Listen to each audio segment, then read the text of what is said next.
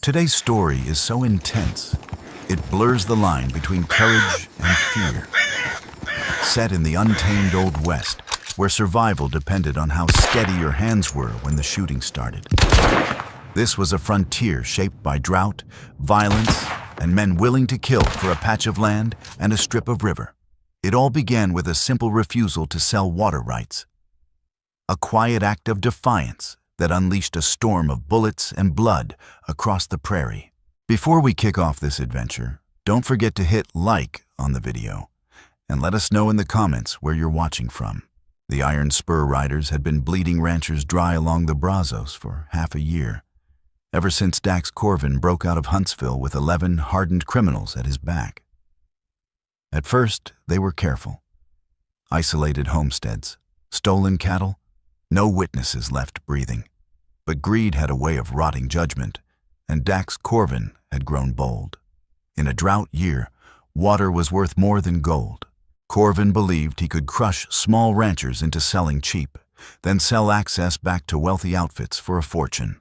What he failed to understand was the kind of men who had carved lives out of this unforgiving land. Garrick tracked each rider through his scope, matching faces to wanted posters he had studied at Marshal Rowan Slade's office in town. Dax Corvin led the formation, a broad-shouldered brute astride a massive horse, black hat pulled low, known for putting bullets in men's backs. Riding beside him was his brother, Merrick Corvin, colder than a snake and twice as fast.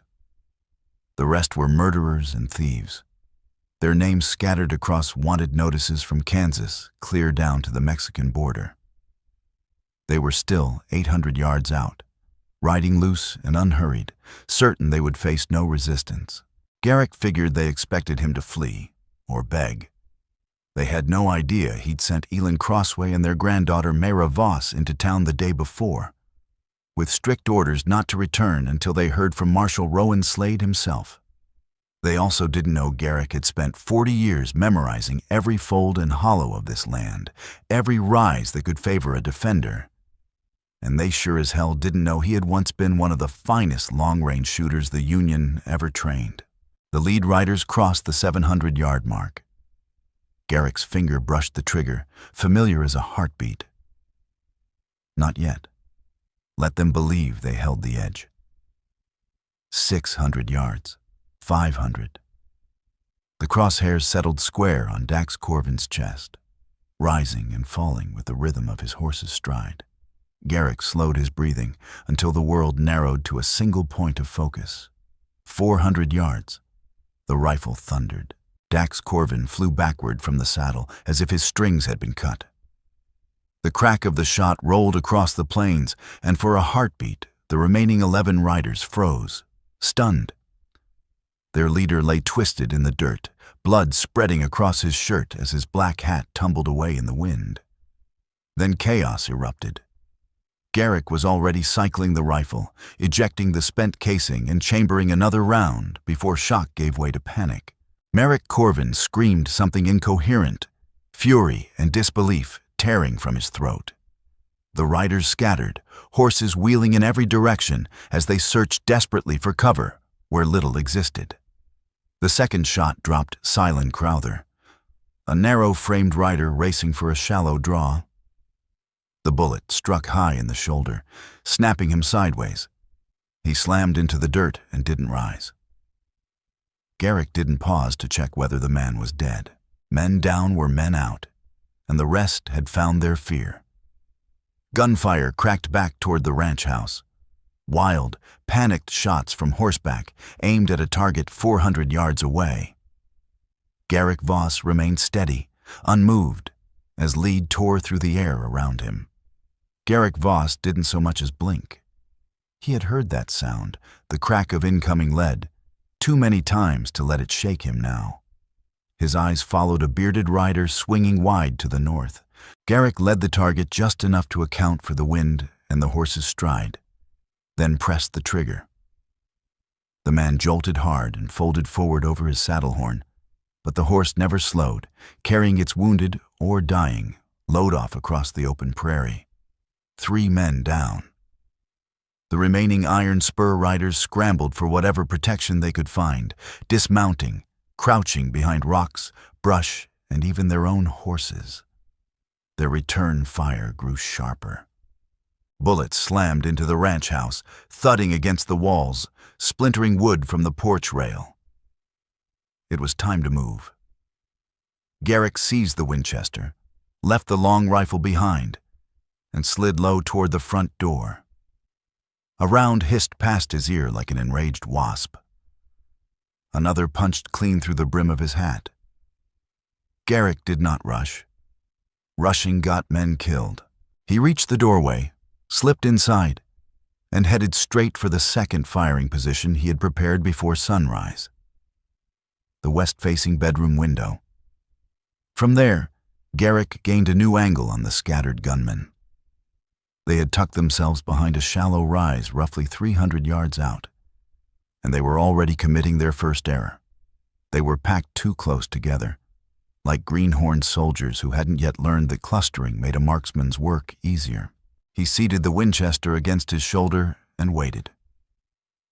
Patience, his grandfather had always said, was the deadliest weapon a hunter owned. Garrick had learned that lesson chasing deer through the Tennessee hills more than 60 years earlier. A man who waited would always outlast a man who rushed. Movement broke the stillness. A young gunman, no more than 25, lifted his head just above the ridge, searching for Garrick's position. The Winchester cracked once. The young man vanished back behind the rise. Garrick couldn't tell if he'd struck flesh or simply forced the boy down, but either way, the result suited him just fine. Minutes dragged under the merciless Texas sun. Garrick could hear the riders shouting to one another, voices tight, plans half-formed. Fear had settled in now, and fear made men sloppy. They had ridden in expecting to face one aging rancher, probably thought they'd hang him, shoot him, and claim his land by nightfall. Instead, they had entered a killing ground. "Voss!" a voice howled across the distance. That would be Merrick Corvin. Garrick recognized the rage in the sound alone.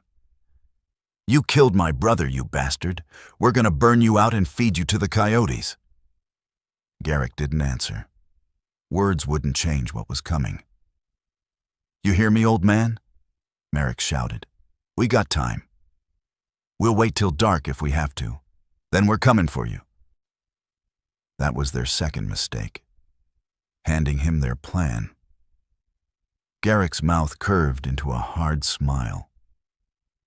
They didn't know about the kerosene lamps set inside the house, ready to be lit in seconds. They didn't know about the firing lanes he'd cleared through the brush over months of quiet work. They didn't know about the range markers he'd carved into stone and fence posts around the property. This wasn't just his home.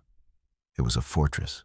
3 riders suddenly burst from cover, spurring their mounts hard to the left, trying to swing wide toward the barn. Garrick tracked the lead man, adjusted for speed, and fired.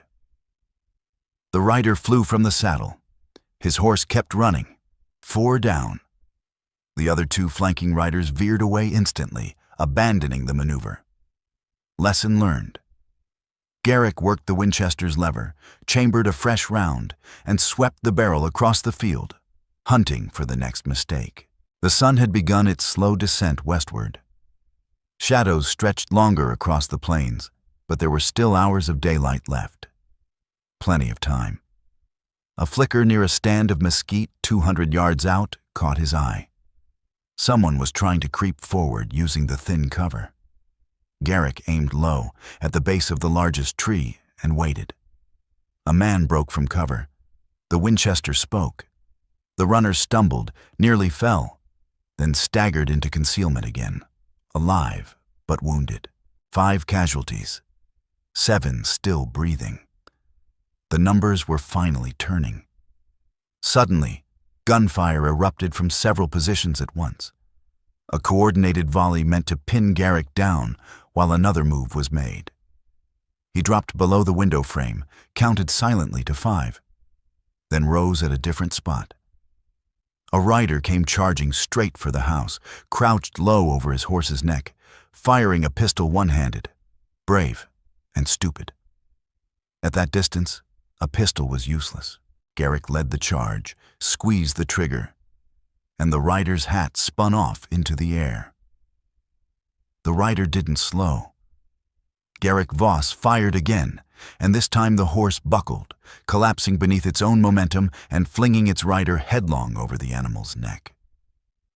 The man hit the dirt hard, rolled, scrambled to his feet, and sprinted for cover, diving behind the water trough along the south wall of the house. Too close. Far too close. Garrick moved fast through the interior, boots pounding toward the kitchen. The trough sat barely 30 feet from the kitchen door, with nothing but open ground between. The gunman had nerve, making a charge like that. But all he'd done was corner himself. Once night fell, he couldn't stay there. And in daylight, crossing that open space would be suicide. Garrick took the shotgun from beside the door, snapped it open to check both barrels, buckshot just as he'd left it, then brought it up and waited. The afternoon heat pressed down inside the house like a smothering hand, but he barely felt it. Outside, the man behind the trough had gone quiet, no doubt weighing his options. "Sure you will," Garrick said calmly, answering the silence. "Just climb back on your horse and ride off while I put a round through your spine." He paused. "Your horse is dead. I can see it from here. But there are 6 others still standing out there with empty saddles." Silence stretched. "You might catch one if you move fast," Garrick continued. "So why would I let you go?" He answered himself. "Because you had the guts to make that run. Foolish guts, but guts all the same. And because you're not Dax Corvin or his brother. You're just a young man who chose the wrong company." Another long pause. "I can't just leave," the voice finally said. "Merrick Corvin will kill me." "Merrick Corvin is going to die today," Garrick replied evenly. "Same as his brother. The question is whether you die with him." The young man's voice cracked when he spoke again. "I never killed anyone. I swear it. I joined up 3 weeks ago. Thought it was just cattle rustling. I didn't know they were murdering folks." Garrick weighed the words. The boy might have been lying, grasping at mercy. Or he might have been telling the truth. Either way, Garrick meant what he'd said. He had no interest in killing a man who didn't need killing. "Here's how this goes," Garrick said. "You stand up, both hands empty where I can see them. You walk straight away from this house. Don't look back. You leave Texas, and you stay gone. You understand?" "Yes, sir." "And if I ever hear your name tied to outlaw business again," Garrick added, "I will find you. You believe that?" "Yes, sir, I do." "Then stand up. Start walking." The young gunman, Ren Talbot, rose slowly from behind the trough, hands high and empty, and backed away across the open ground. Garrick watched from the kitchen window, fully expecting at any second to hear a shot from the remaining Iron Spur riders. But the boy made it back to the low-rise unharmed. Voices flared in argument. Then Ren broke away, moving fast toward the scattered riderless horses. 6 left. Merrick Corvin and 5 hardened killers. Garrick moved through the house again, checking each window, reassessing. The sun was sinking now, leaving maybe 3 good hours of daylight. The men outside had to be thirsty. Their canteens would be running low in this heat. Garrick had spent the morning drinking freely, and a full bucket of water sat beside him. Another edge. Then he heard it. Hoofbeats, but not from the gang's direction. Garrick crossed to the north-facing window, and his stomach tightened. 3 riders were coming hard from town. Even at a distance, He recognized the calico dress fluttering in the wind. Elin Crossway. His wife had returned, and she brought Marshal Rowan Slade and Coley Brent. "No," Garrick breathed. "Elin, no." He saw Merrick Corvin notice them too. The outlaws shifted their focus instantly, sensing opportunity. Hostages, a bargaining chip. Garrick didn't hesitate. He grabbed the Winchester and burst out the front door, firing as he ran, not aiming to kill, but to drag every eye back to him. He vaulted the porch rail and sprinted for Ashfall, still saddled and tied in the barn shadow where he'd left him that morning. Bullets chewed dirt at his heels. Something tore at his sleeve. Garrick reached the horse, ripped the reins free, and swung into the saddle in one fluid motion his body remembered from decades of hard riding. Ashfall lunged forward, answering the urgency in his rider's weight. He had to reach Ellen before they did. Nothing else mattered. Not the ranch, not the defenses, not his own life. He'd spent 40 years protecting her, and he wasn't about to stop now. Ashfall stretched into a full gallop, eating the ground with desperate speed. Garrick leaned low over the horse's neck, making himself small, the Winchester held ready in his right hand. Behind him, the outlaws mounted up, shouting. Marshal Rowan Slade had seen the danger now. He reined hard and turned back, trying to put distance between himself and the riders. But Elin's horse kept coming. Either she hadn't grasped the danger, or she was refusing to retreat. Garrick knew which. 40 years of marriage had taught him one truth beyond doubt. Elin Crossway didn't run from anything. "Get back!" Garrick Voss bellowed across the open ground. Elin Crossway turned in the saddle. She heard him. Garrick saw it in the way her horse checked, in the sudden awareness that ran through her posture. She wheeled around and pushed her mount after the marshal toward town. But the Iron Spur riders were closing fast. Too fast. They were going to reach her.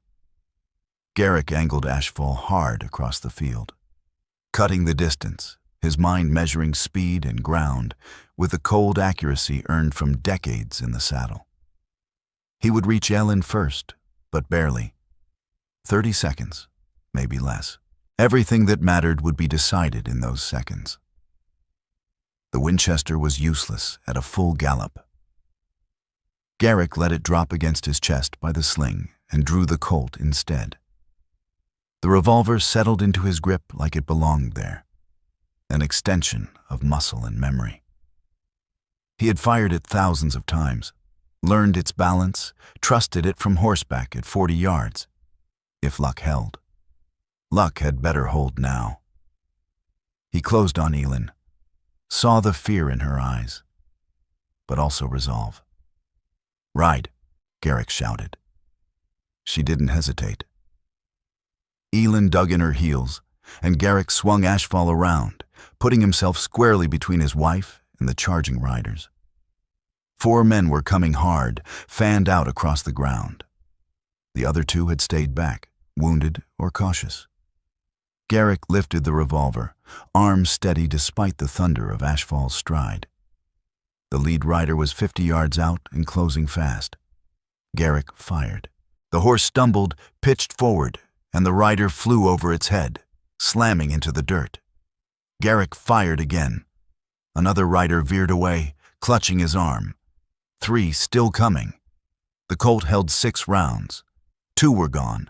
4 left. The outlaws widened their spread, trying to take him from both sides. Smart. Garrick had expected it. He reined Ashfall sharply to the right, charging straight at the nearest man instead of giving ground. Surprise flashed across the outlaw's face as he tried to bring his pistol up. Too slow. Garrick fired. The bullet struck high in the man's chest, throwing him backward out of the saddle. 3 down. 3 left. A bullet cut the air beside Garrick's head, close enough for him to feel it. He twisted in the saddle and spotted Merrick Corvin coming in from the left, face twisted with rage, closing for blood. Garrick fired twice in rapid succession. The first shot missed. The second tore into Merrick's shoulder, spinning him sideways, but not knocking him loose. Merrick's answering shot punched into Ashfall's hindquarters. The horse screamed, stumbled, and went down hard. Garrick kicked free of the stirrups as Ashfall fell, rolling clear and coming up in a crouch. One bullet remained in the revolver. 2 riders were still mounted, one on each flank. Merrick was wounded, but still circling, hunting another opening. The Winchester. Garrick had dropped it when he drew the Colt, but it still hung by the sling across his chest. He dragged it forward, worked the lever one-handed, and raised it just as the nearest rider closed to 20 yards. The rifle thundered. The rider clutched his stomach and folded over his horse's neck. The animal veered away, carrying its dying rider with it. That left Merrick Corvin and one more man. A heavy-set outlaw on a paint horse was charging from behind. Garrick turned, but not fast enough. The man's pistol was already leveled. The shot hit Garrick low on the left side, just above the hip. White-hot pain exploded through him. His legs buckled, and he dropped to one knee, the Winchester slipping from his grasp. The world tilted. Garrick fought to keep his sight clear as blood soaked warm through his shirt. He'd been shot before. He knew the signs. A few minutes before shock set in, maybe more, if luck held. He forced his right hand steady and raised the Colt. 1 round left. The heavy-set man was already wheeling his paint horse around for another pass. Garrick fired. The bullet caught Barlow Knott square in the throat. The man made a wet choking sound and toppled from the saddle, dead before he hit the ground. The revolver clicked empty. Garrick reached for fresh cartridges on his gun belt, but his left hand wouldn't obey.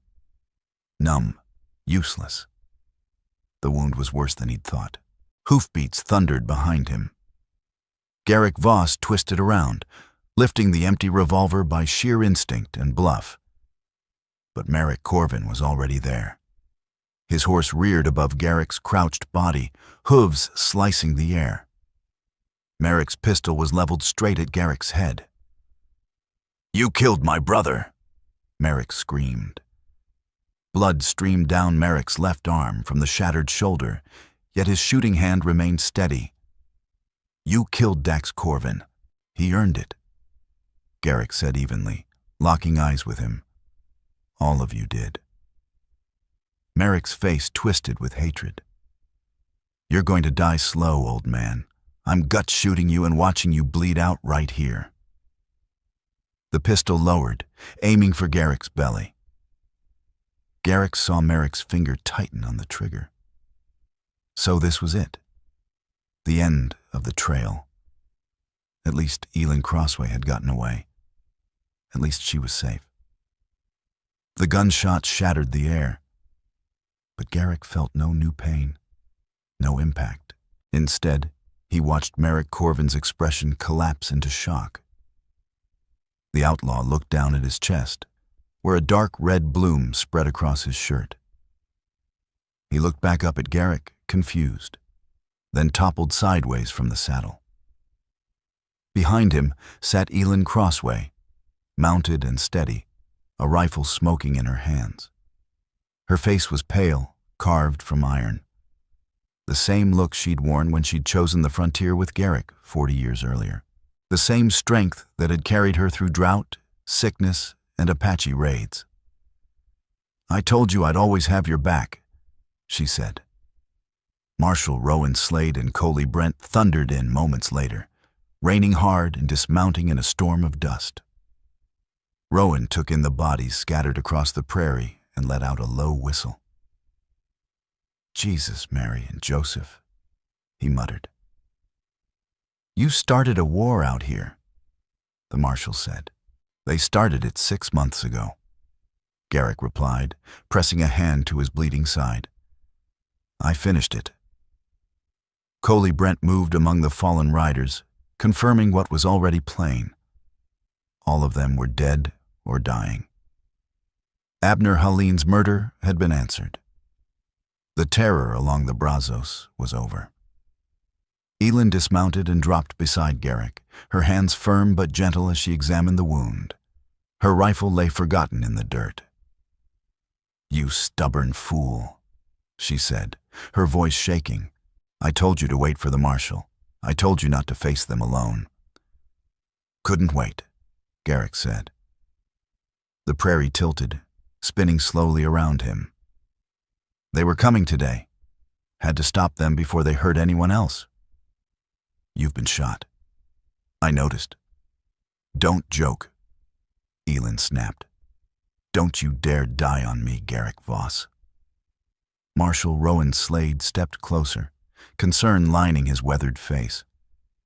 "We need to get him to Dr. Nolan Bryce in town. That wound needs proper care." "Help me get him on my horse," Elin said. Between the three of them, they lifted Garrick into the saddle. Pain flared white-hot through his side. Elin climbed up behind him, holding him steady. Rowan gathered the reins of Ashfall, checking the horse's wounded hindquarters. The animal would live. More than could be said for the men who had ridden against the Voss ranch. As they turned toward town at a slow pace, Garrick looked back once more. His ranch house still stood against the Texas sky. Smoke curled from one corner where a stray round had sparked a small fire. But it looked manageable. The house would stand. The land would endure. That was what mattered in a place like this.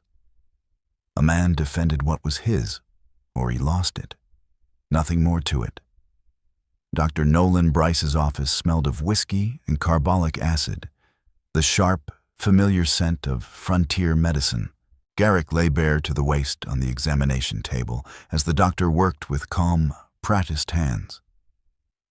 Elin stood beside him, gripping his shoulder, knuckles white. "You're lucky," Bryce finally said. The bullet passed clean through. Missed the kidney, missed the gut. "You'll pass blood for a few days, and you won't lift anything heavy for a month. But you'll live." "Told you I was fine," Garrick said weakly.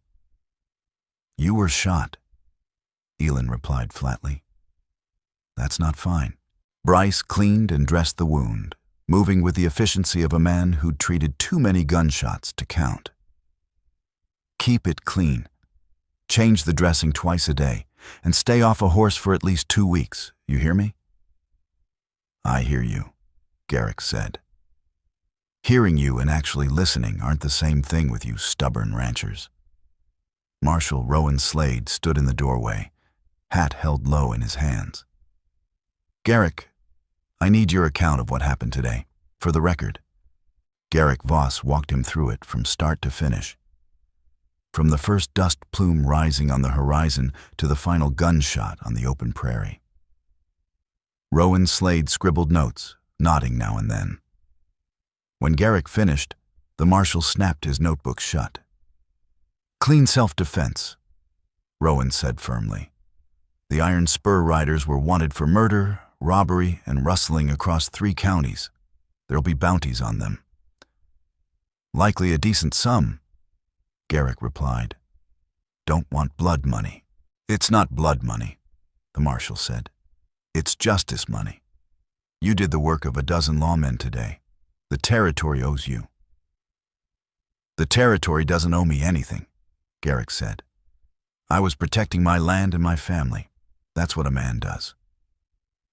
A hand tightened on his shoulder. Elin Crossway leaned in slightly.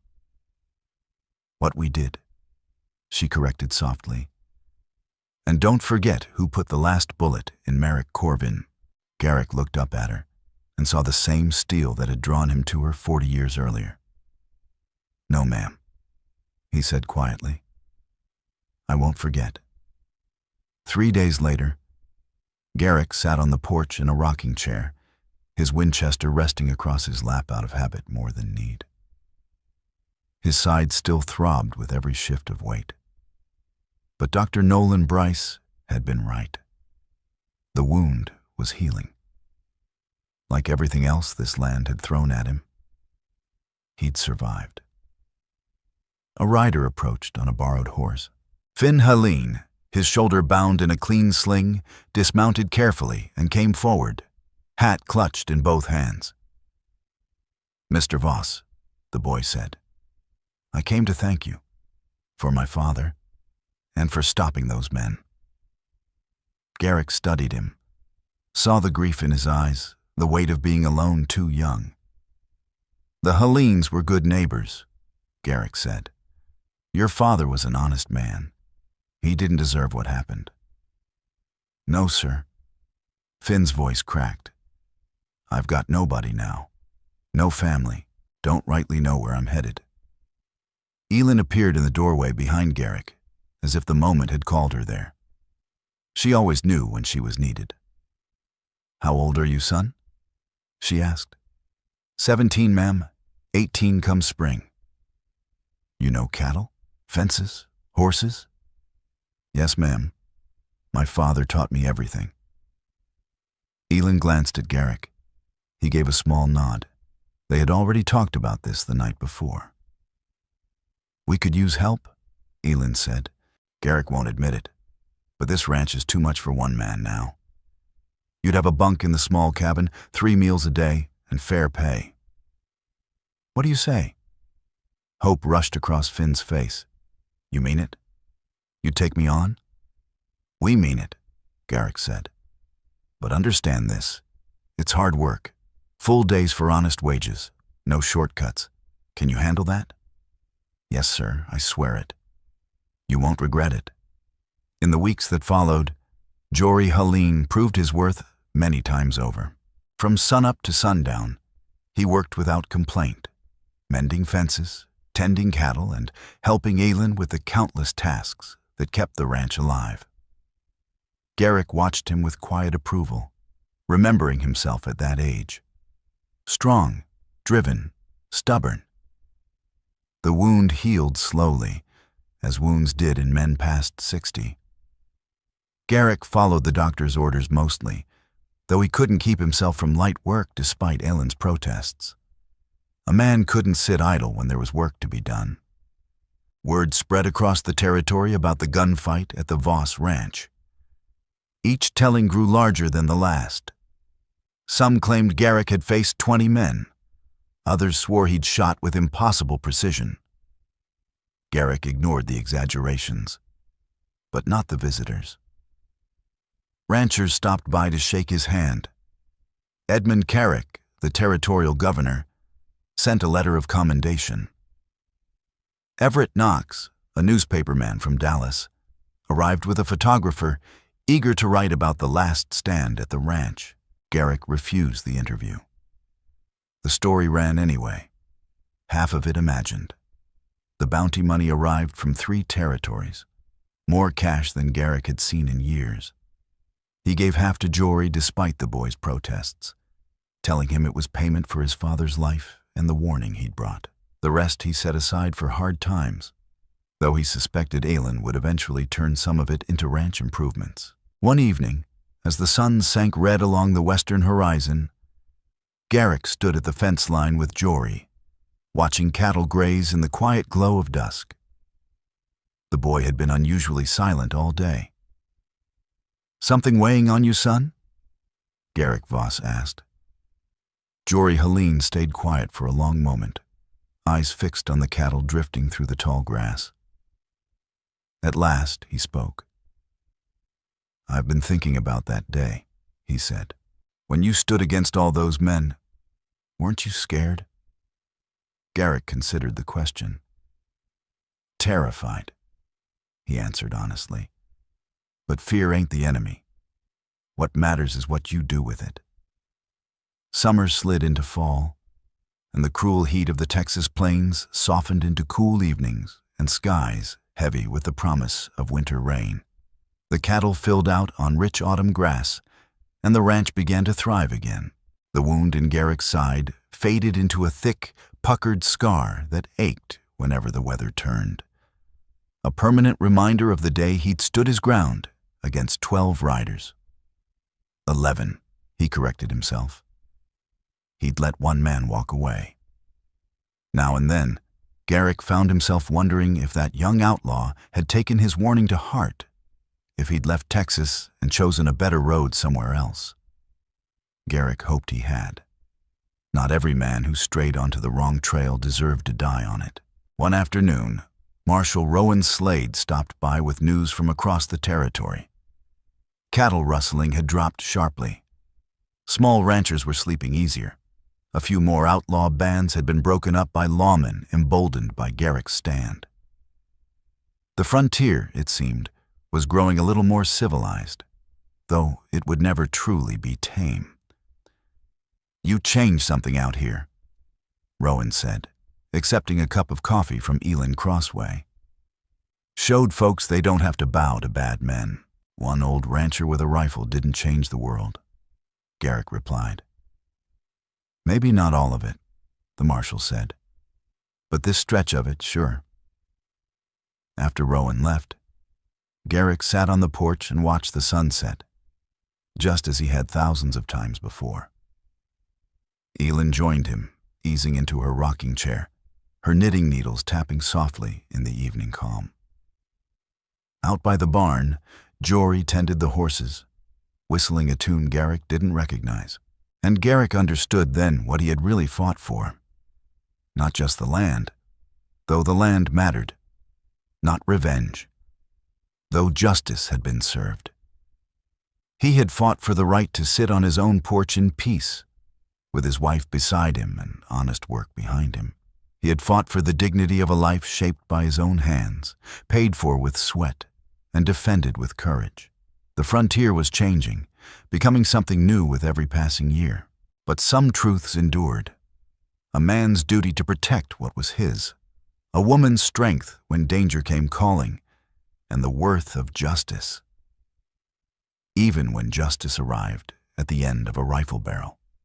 Garrick Voss had done his part. Finally, let me send my deep thanks to you. Thank you for listening and for allowing this story to speak to your heart.